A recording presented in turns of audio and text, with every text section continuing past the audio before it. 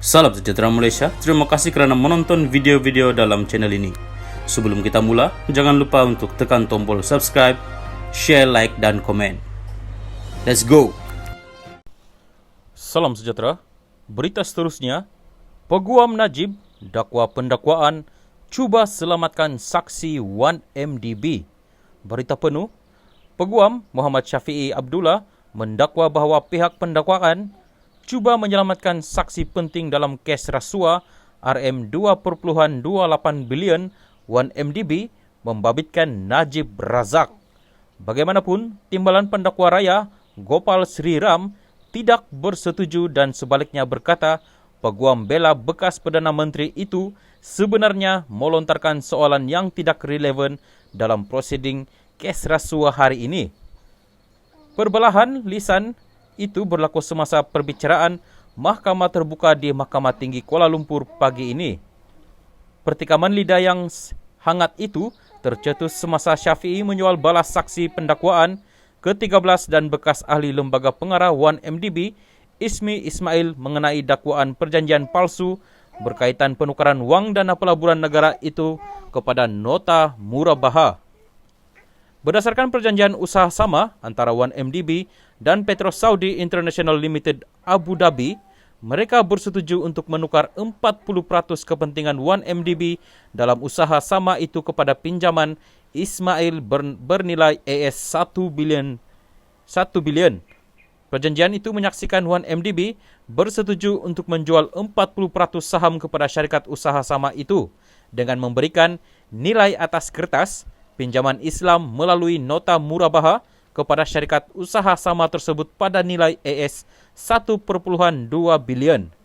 Dengan penukaran kepada nota murabaha, syarikat usaha sama itu di atas kertas akan berhutang AS 1.2 bilion kepada 1MDB, sekaligus memberi 1MDB keuntungan atas kertas sebanyak AS 200 juta.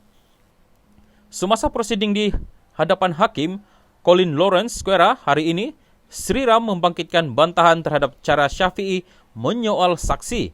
Square bersetuju dan berkata cara peguam bela utama Najib itu adalah tidak adil untuk cuba memaksa saksi untuk menjawab sedangkan apabila isu itu adalah berdasarkan dokumentasi.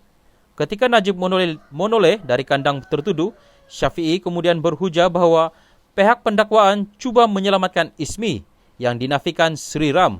Syafiee, tiada siapa yang perlu selamatkan saksi. Sri Ram, saya tidak selamatkan saksi. Saya cuba hentikan soalan yang tidak berkaitan. Square kemudian berkata bahawa Ismi mungkin tidak tahu jawapannya kerana ia adalah satu Inverness. Syafiee kemudian menjelaskan bahawa pasukan pembelaan memerlukan jawapan Ismi kerana saksi ketika itu adalah ahli lembaga pengarah 1MDB yang mempunyai fakta asas tentang apa yang berlaku. Hakim kemudian membenarkan Syafiee meneruskan soal balas itu. 2 hari lalu, semasa perbicaraan, Sri Ram berhujah bahawa pasukan pembelaan Najib mengemukakan soalan yang tidak relevan kepada Ismi dan mereka harus berhenti membuang masa mahkamah. Dalam prosiding sebelum ini, pasukan pembelaan Najib mendakwa bahawa bekas Perdana Menteri dan Menteri Kewangan itu tidak mempunyai sebarang pengetahuan tentang salah laku di 1MDB dan ia hanya didalangi oleh ahli perniagaan yang menjadi buruan Low Tech Joe dan beberapa ahli pengurusan dana pelaburan negara itu. Bagaimanapun, pihak pendakwaan menegaskan bahawa Low juga dikenali sebagai Jolo telah bertindak sepenuhnya atas kuasa Najib yang juga pengurusi lembaga penasihat 1MDB ketika itu. 1MDB dimiliki sepenuhnya oleh Kerajaan Persekutuan melalui Menteri Kewangan diperbadankan MOFINC. Perbicaraan bersambung petang ini, Najib dibicarakan atas 4 pertuduhan salah guna kuasa dan 21 pertuduhan pengubahan wang haram melibatkan RM2.28 bilion dana 1MDB. Kesalahan itu didakwa dilakukan antara awal 2011 dan akhir 2013.